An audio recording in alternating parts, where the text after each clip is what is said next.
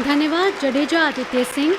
पूरे राष्ट्र को एकता के सूत्र में बांधने वाले सरदार पटेल की राष्ट्र निर्माण में क्या भूमिका रही, इस पर अपने विचार रखने आ रहे हैं उत्तराखंड से गौतम अंगीरा।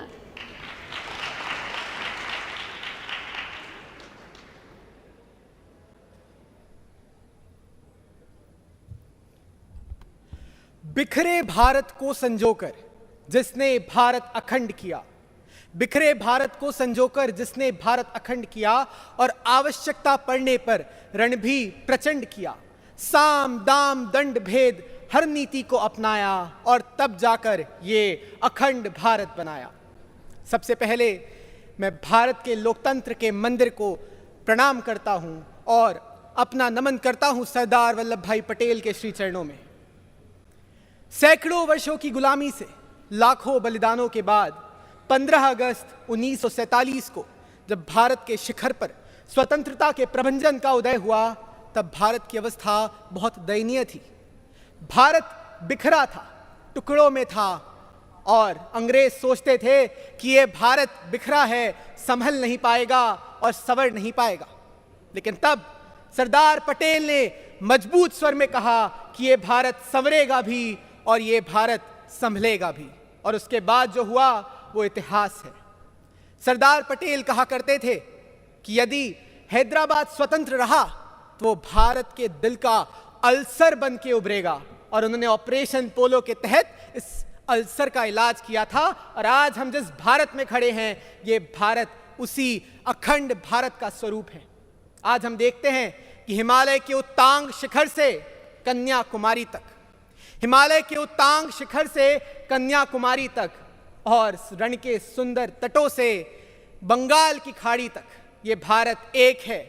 विभिन्न जाति, विभिन्न पंथ, विभिन्न भाषाएं, विभिन्न पहनावे, और आज संसद भवन का ये केंद्रीय सभागार भी इस बात का साक्षी है कि अलग अलग वेशभूषाओं में यहाँ एक भारत इकट्ठा हुआ है। और ये भारत जो हम स्वरूप देखते हैं, वो सिर्फ और सिर्फ इसका श्रेय जाता है तो सरदार पटेल को जाता है।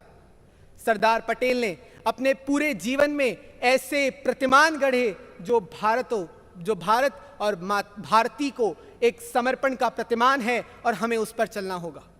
और सरदार पटेल ने जो देश को दिया वो कोई नहीं दे सकता। लेकिन आज आज़ादी के 75 साल बाद सरदार पटेल जी की उसी परंपरा को लेकर आगे बढ़ रहे हैं भारत के यशस्वी प्रधानमंत्री श्री नरेंद्र मोदी जी।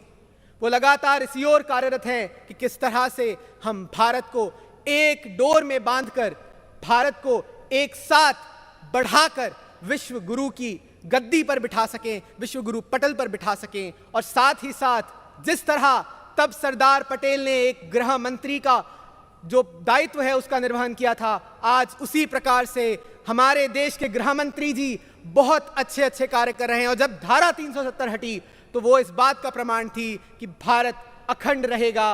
और यदि हम चाहते हैं कि भारत की अखंडता का विस्तार हो और जो भारत को तोड़ना चाहते हैं उन पर प्रहार हो, तो हमें जल्द से जल्द अपने कदम बढ़ाने होंगे समान नागरिक संहिता की ओर, और फिर सरदार वल्लभ भाई पटेल के सपनों का ये भारत अखंड हो जाएगा। इसी के साथ मैं आप सभी को प्रणाम करना चाहूंगा और राष्ट्रीय एकता दिवस की शुभकामनाएं प्रेषित करना चाहूंगा। जय हिंद, जय भारत, जय पटेल। धन्यवाद गौतम अंगीरा। देश की आज़ादी में सरदार पटेल का योगदान हमेशा स्मरणीय